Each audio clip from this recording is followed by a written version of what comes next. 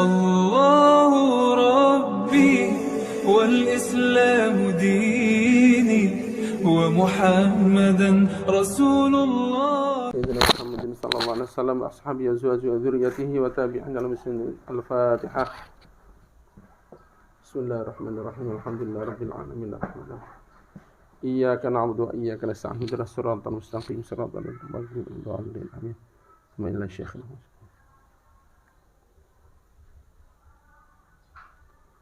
الفاتحة.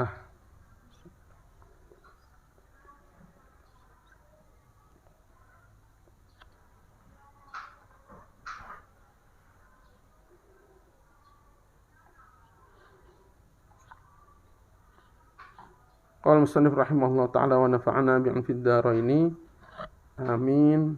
Babu sifatis shalah. Bab sifat salat. Al-qiyam ila sholati wal qiyamu fis shaffi.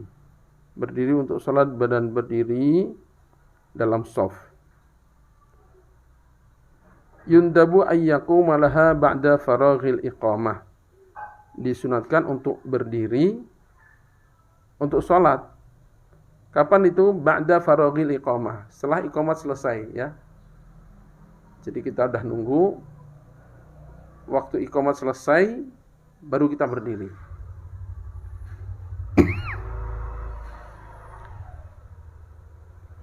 Makanya sebenarnya kalau mau mengikuti tertib fikih, yaitu bukan Pak, udah mau qomat berdiri dulu Pak, diatur softnya. Sebenarnya memang nggak gitu. Memang tidak begitu memang. Qomat dulu, baru berdiri, baru diluruskan softnya. Kita kan ke bawah sebagian program-program pertemuan besar, istimewa di Pakistan disuruh meluruskan soft dulu. Cuman kalau dalam fikih nggak begitu sebenarnya. Dalam fikih itu qomat selesai baru berdiri, baru ngatur soft. Nah nanti ngatur softnya agak kelamaan gimana? Nggak apa-apa. Rasulullah SAW punya Sayyidina Umar radhiyallahu anhu punya petugas untuk meluruskan soft. Dan itu setelah qomat. Qomat selesai pada berdiri, maka petugas Sayyidina Umar ini, beliau imam, petugasnya ini menyusuri soft-soft itu, diluruskan. Kalau Rasulullah SAW biasanya beliau sendiri yang meluruskan soft malam. Dan itu sama setelah qomat. Nggak apa-apa agak lama. Sebenarnya begitu sebenarnya. Jadi kalau mau menyatukan dan tetap sesuai dengan tertib aturan fikih, ya fikih ini nggak mungkin tanpa dalil. Ya, nggak mungkin tanpa dalil. Maka ya, kalau jamaah dalam jumlah besar, disiapkan saja untuk mengisi shaf yang kosong. Gak usah berdiri dulu, duduk aja biasa. Nanti berdirinya pas setelah qomat, sehingga tidak menyalahi aturan fikih, mestinya begitu. Sebab sunnahnya berdiri itu setelah ba'da faraghil iqamah. Wa yundabu shaful awal, dan disunatkan shaf pertama. Dianjurkan benar ini. Wa taswiyatus sufuf, dan meluruskan shaf. Nah, itu sahabat menceritakan bagaimana Rasulullah SAW meluruskan shaf kami itu seolah-olah saking lurusnya anak panah bisa diukur kelurusan dengan shaf kami. Saking lurusnya. Nah, terus ukurannya apa? Biasanya kalau Rasulullah SAW itu mengukurnya adalah dengan dada itu. Dadanya betul lurus sejajar. Ya, kira-kira kalau zaman dahulu para sahabat kan juga langsing-langsing. Enggak banyak makan seperti kita. Kalau kita suruh luruskan shaf, apalagi perut ukurannya jadi enggak jelas nanti itu. Makanya kalau kita untuk mudahnya ya tumit berada di garis, sudah itu insya Allah lurus. Sebab ini sunnah ini. Dalam hadis itu, Allahumma shalli ala Muhammad. Sawu sufufakum. Lanjutannya, kalau itu tidak kalian kerjakan, fatakhtalifa qulubukum, maka hati kalian akan bercerai-berai. Jadi jangan kita anggap bahwa soft lurus itu hanya sekedar untuk menyempurnakan sholat. Itu juga pengaruh pada masyarakat, pada kesatuan hati. Tapi ingat waktu masih di langitan itu, almarhum Kiai Abdullah Faqih sampaikan, kalau kalian lihat di pondok-pondok yang kiainya lebih dari satu, itu kebanyakan mereka bersaing, kelas dan sebagainya. Tapi kalian lihat di langitan ini, alhamdulillah, yang mimpin bukan satu orang, lebih dari satu orang. Tapi gak pernah ada kelas, gak pernah ada masalah. Kenapa? Itu berkah kita menjaga salat berjamaah dengan shaf yang lurus dan rapat. Nah, itu kata beliau begitu. Walil imami akadu, dan bagi imam itu lebih sunnah lagi. Maka dia yang meluruskan shaf. Wa itmamu shafil awwali fal awwali, dan menyempurnakan shaf pertama kemudian berikutnya. Wa jihadul yaminil imami afdalu, dan sebelah kanan imam itu lebih utama. Tapi bukan berarti kiri enggak diisi. Ya kalau ada pilihan kanan utama. Furudus sholati wa arkanuha, fardu salat dan rukun-rukunnya. Ar-ruknul awalu, rukun pertama, an-niyatu, niat. Jadi kita jangan karena sudah hafal rukun salat dari sejak SD dan kita merasa sudah betul-betul paham, jangan merasa seperti itu gitu.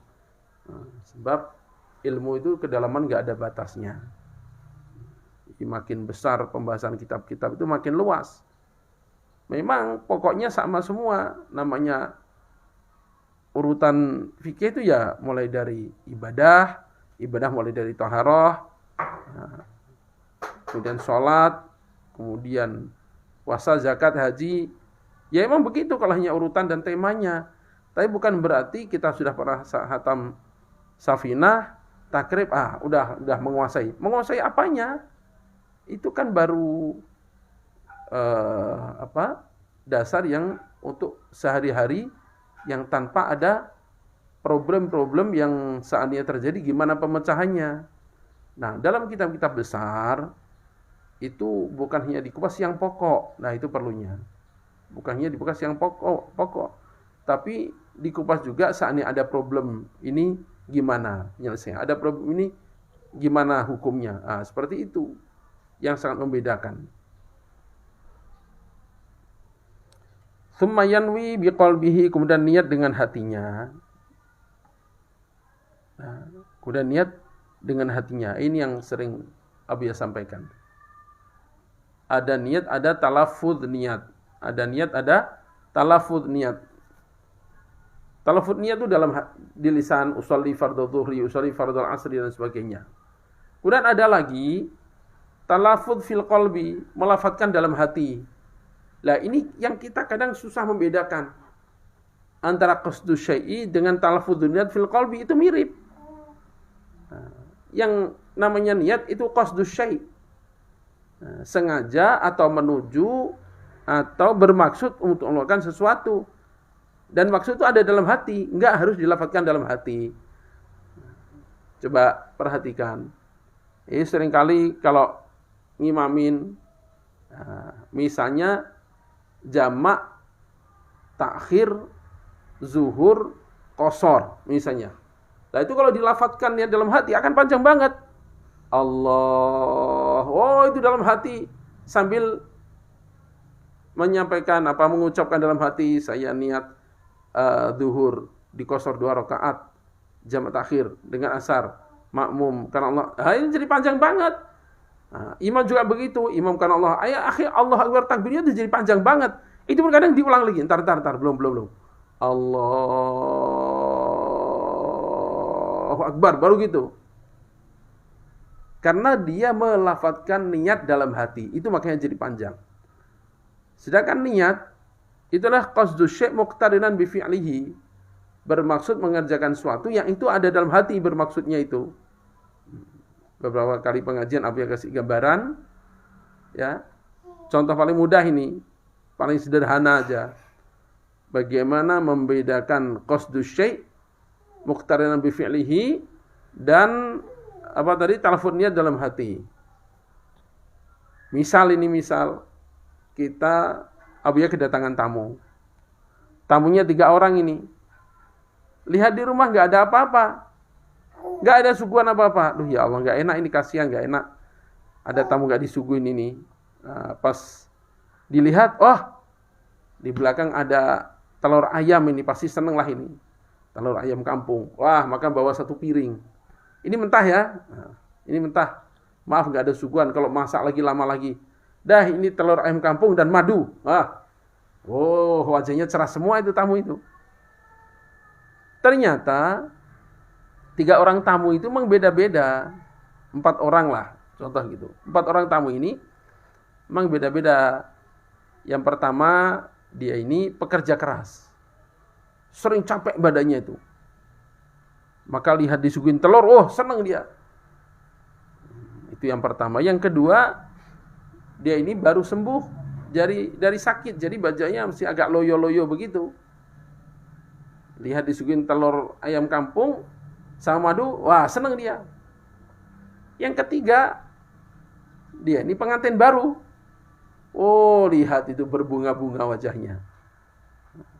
Nah yang keempat ini, dia ini kuli bangunan, baru sembuh dari sakit, dan baru nikah. Gitu ya. Jadi 4 orang ini nanti akan minum telur ayam kampung dengan madu, dikocek dalam gelas, tapi niatnya beda semua. Nah sekarang bayangkan, tatkala mereka minum telur dengan madu tadi, apa karena niatnya beda, kemudian cara minumnya beda? Enggak beda, sama aja. Jadi bukan karena yang pertama dengan yang keempat niatnya lebih banyak yang keempat, lalu yang keempat itu agak lama. Yang pertama misalnya karena dia pekerja keras langsung Bismillahirrahmanirrahim, lak. Lalu yang keempat ini karena dia niatnya banyak tadi. Satu karena baru sembuh, yang kedua kuli bangunan, yang ketiga pengantin baru, maka waktu ngalak-laknya juga pelan gitu. Kan enggak? Menelannya mah sama waktunya. Ngalak-lak sama. Bismillah, udah. Cuman dalam hati terbersih tuh tiga niat itu ada semuanya dalam hati. Tanpa harus dilafadzkan. Bukan saya niat minum madu ini supaya kuat, supaya cepat sembuh. Enggak begitu. Enggak begitu. Waktu minum itu hatinya memang udah begitu. Itulah namanya niat. Makanya mau niatnya 1 tadi itu baru sembuh atau kuli, atau niatnya 4, 3 seperti yang keempat tadi, sama aja. Tidak beda prakteknya. Maka takbir pun begitu juga. Kalau kita bisa mengkonsentrasikan hati kita waktu niat, maka Allahu Akbar itu niat untuk sholat zuhur, fardu zuhur, imam, itu udah langsung aja. Nggak akan makan waktu lama. Makan waktu lama tadi karena kita talaffudz niat fil qalbi. Nanti ditakrar ya. Ini soalnya asbab ini banyak orang was-was karena melafadzkan niat dalam hati tadi. Dan itu yang menyedihkan, banyak terjadinya di pondok. Memang niat awalnya bagus, hati-hati. Tapi kemudian dimanfaatkan oleh setan untuk membuat was-was, akhirnya jadi berat kalau mau sholat. Karena udah kepikiran, ini bakal was-was, ini bakal berat ini. Lihat aja kadang-kadang Allahu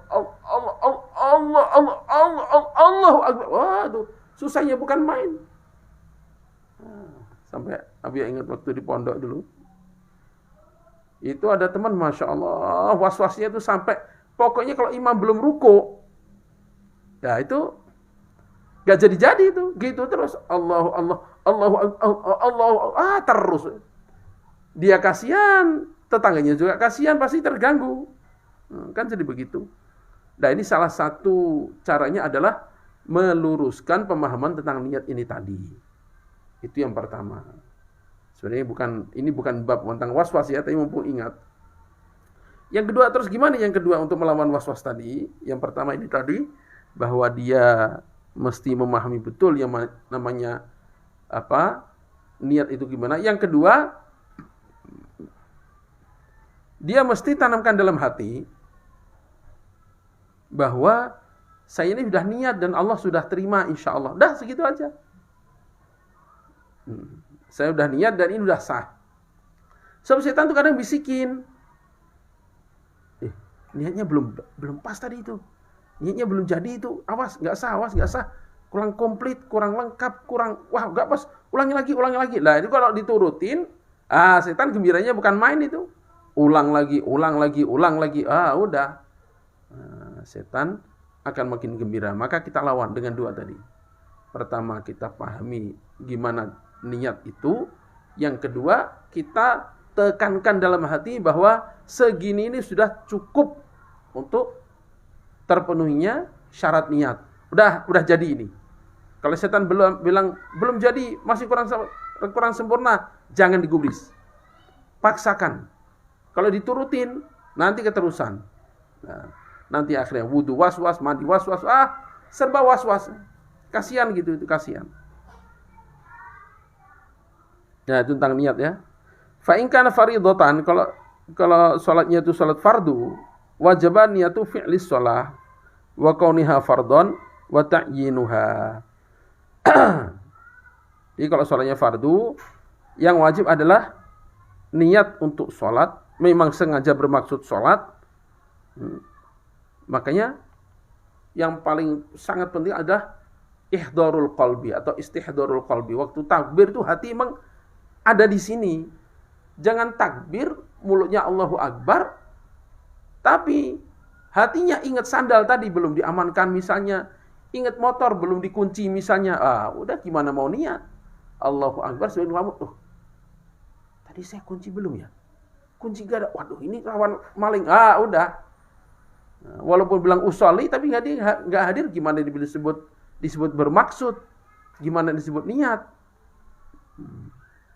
Gitu. Nah, tatkala salat fardu, maka harus bagaimana? Pertama, bahwa dia bermaksud salat dan salatnya fardu dan ditentukan wa ta'yinuha zuhran atau asran atau jumatan. Nah, ditentukan mau salat fardu zuhur. Dah segitu. Cukup sebenarnya segitu tuh. Kalau dia makmum, ada makmumnya.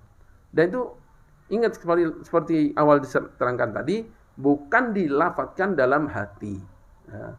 Bukan aku niat sholat duhur, fardu duhur, makmum. Enggak harus begitu, enggak harus dilafadzkan begitu. Pokoknya dalam hati memang bermaksud untuk itu, ya sudah. Seperti tadi gambarannya tadi, orang minum susu telur sama madu tadi. Nah, enggak harus dilafadzkan, saya niat minum madu dan telur supaya kuat, supaya cepat sehat, supaya enggak harus begitu. Nah, waktu dia ngalak-lak, waktu dia memasukkan itu dalam mulutnya, yang terbetik dalam hati itulah niatnya gitu. Itulah niatnya. Atau seperti misalnya 4 orang santri datang ke gudang ambil parang. Yang satu untuk nebang pohon, yang satu untuk nyembelih kambing, yang satu untuk bersihkan rumput, misalnya begitu, yang satu untuk motongin daging. Nah, maka waktu ngambil ya sama ngambilnya tuh, bukan waktu ngambil entar. Niatnya apa tadi ya? Enggak usah begitu. Dalam hati itu yang terbetik itulah namanya niat. Nah, ini makanya wajibu qarnu dzalika bitakbir. Dan wajib barengnya itu niat tadi bitakbir dengan takbiratul ihram. Kenapa? Karena muqtarinan bi fi'lihi, bareng dengan mengerjakannya. Ya. Muqtarinan bi fi'lihi, dan awalu fi'li shalah itu takbir. Ya. Awalu fi'li shalah takbir. Usolli gimana nanti belakangnya antar. Fayuhdiruhu fi dhinhi hatman, maka dia hadirkan qasdu syai' tadi fidihi dalam fikirannya hatman, pasti. Nah, tadi itu kalau hatinya enggak konsen enggak akan bisa. Nah, mesti tenang, hatinya konsen, Allahu Akbar. Nah, itu mau zuhur, mau asar, dan sebagainya, dia cukup hadirkan itu. Nah, ini lanjutnya. Wa yatalaffadhu bihi nadban. Nah, ya, tadi di atas wa fayuhdiru fi dhihni hatman, itu wajib ada dalam hati. Melafadzkannya sunat. Nah, melafadzkannya sunat. Usolli itu sunat dalam madzhab Syafi'i. Nah, kenapa? Liyusta'idal lisanul qalba, itu maksudnya, di matan enggak ada. Supaya hati ini terbantu dengan lisan. Contohnya gini, contoh paling mudah aja. Seorang santri oleh kiai disuruh ngitung tamu berapa motor yang ada ini di parkiran. Maka dia, banyak banget ini. Maka dia bisa ngitung dengan nunjuk ini.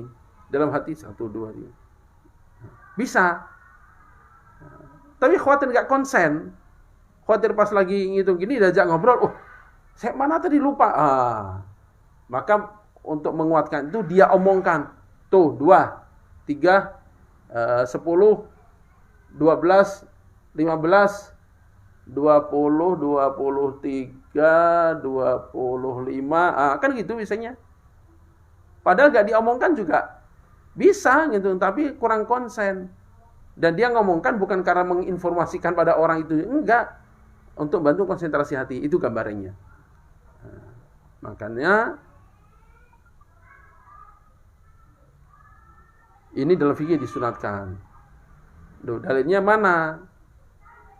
Ada kaidah fikih, lil wasail hukmul maqasid. Wasilah itu hukumnya sama dengan maksud. Maksudnya adalah memudahkan hadirnya niat dalam hati, maka itu sunnah. Karena untuk membantu itu.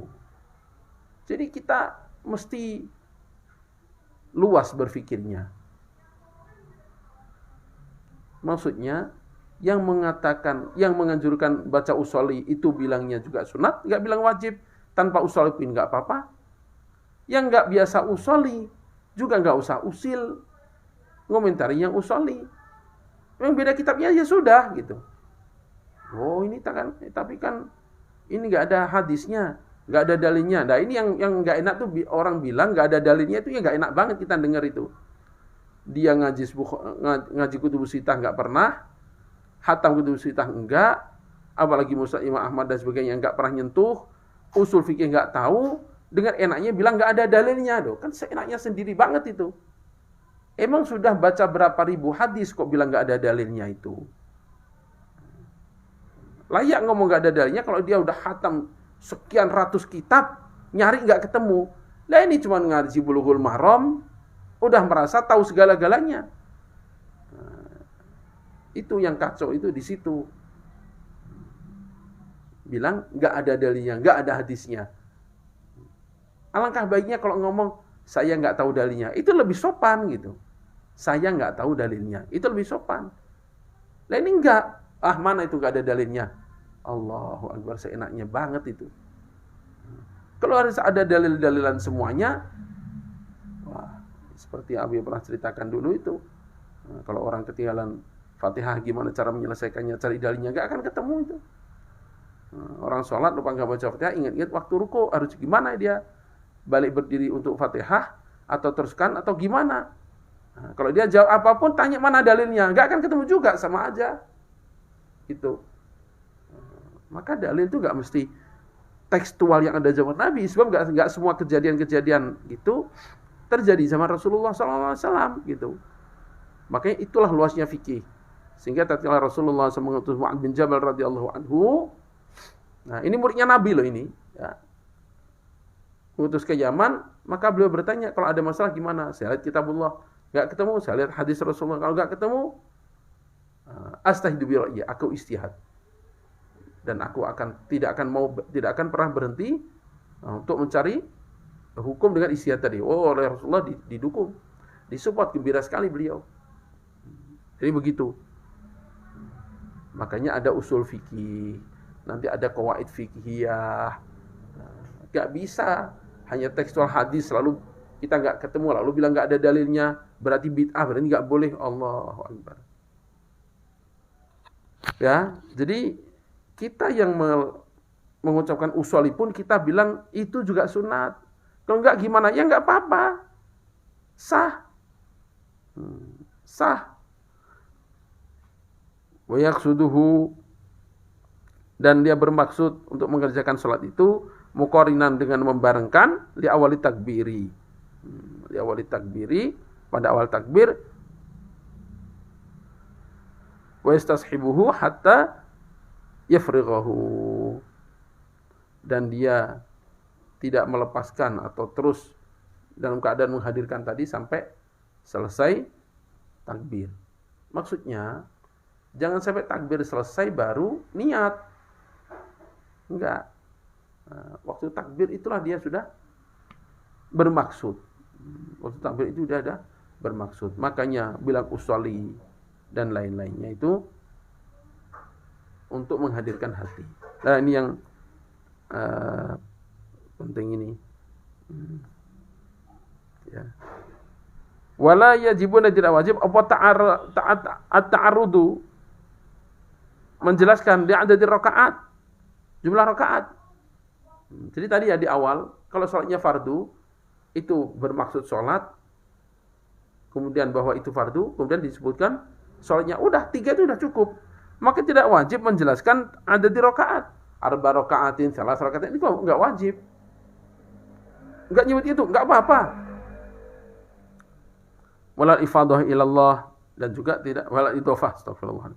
Walal idhofah ilallah ta'ala, tidak juga menyatakan pada Allah ta'ala fardhon lillahi ta'ala gitu. Lillahi ta'ala itu enggak wajib. Mengucapkan lillahi ta'ala itu enggak harus. Walal ada awil qada, tidak wajib juga menentukan adaan qadaan, enggak wajib juga. Bahkan kalau dalam kitab-kitab besar, ini kalau salah malah batal. Kalau salah salah gimana misalnya? Misalnya Isya itu jam 7 misalnya. Kita baru datang dari Surabaya. Misalnya Isya 7:30 lah kita aja. Kita baru datang dari Surabaya. Di Surabaya itu Isya jam 7, 10 menit, beda 20 menit misalnya. Kita sampai di Bandung sini jam 7:15, baru ingat tadi hanya sholat maghrib, Isyanya belum. Lihat jam, wah, aduh, Masya Allah, ya udah. Akhirnya kita sebutkan dalam niat Isya qadaan lillahi ta'ala. Kita sebutkan begitu.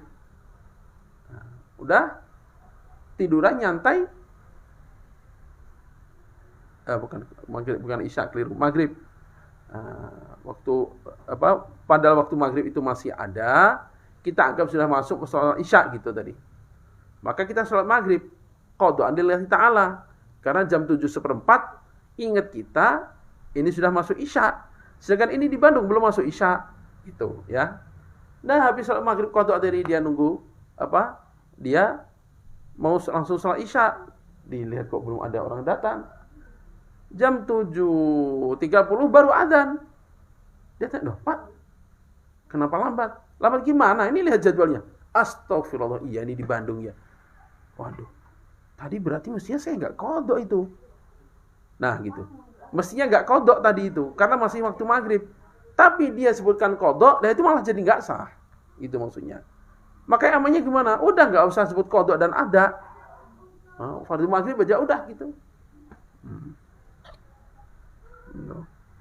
Bal yundabu dzaka, itu disunatkan saja. Disunatkan menyebutkan 4 rakaat lillahi ta'ala, qada ada dan sebagainya, itu sunat saja. Enggak apa-apa. Sedikit lagi ya. Ini soalnya tentang ini. Wa in kana nafilatan muaqqatatan. Kalau salatnya salat sunat muaqqatatan yang ada waktunya seperti duha, qobliyah, ba'diyah dan sebagainya, wajibat ta'yin, mesti ditentukan. Apa? Ka'idin id, wa kusufin dan kusuf, wa ihramin, salat sunat untuk ihram, wa sunnati zuhri, sunat zuhur qabliyah maupun ba'diyah, wa ghairi dzalik. Nah, ditentukan niat qabliyah zuhur, mau salat qabliyah zuhur, mau salat ba'diyah zuhur, tentukan begitu. Wa in kanat nafilatan, mutlaqatan. Kalau salat mutlak, duha maksimal 12 rakaat. Lihat waktu duhur masih lama, penasaran pengen sholat. Sholat apa? Sholat sunat mutlak. Ya udah, nggak usah menentukan sholat apa. Mau sholat aja Allahu Akbar. Dalam hati mau sholat, udah sah begitu. Nah, waktu takbir, mau sholat ini, udah sah. Nggak nyebut 2 rakaat, nggak nyebut sholat apa, nggak nyebut mustaqbil al-qiblah, nggak menyebut lillahi ta'ala, udah sah begitu. Sebegitu ringannya gitu maksudnya. Yang kalau kita perpanjang, perlengkap jadi memberatkan, jadi was-was, ya sudah, kita ambil yang ringkas aja supaya nggak was-was. Gitu. Jangan sampai karena suatu yang sunat malah mengganggu yang wajib.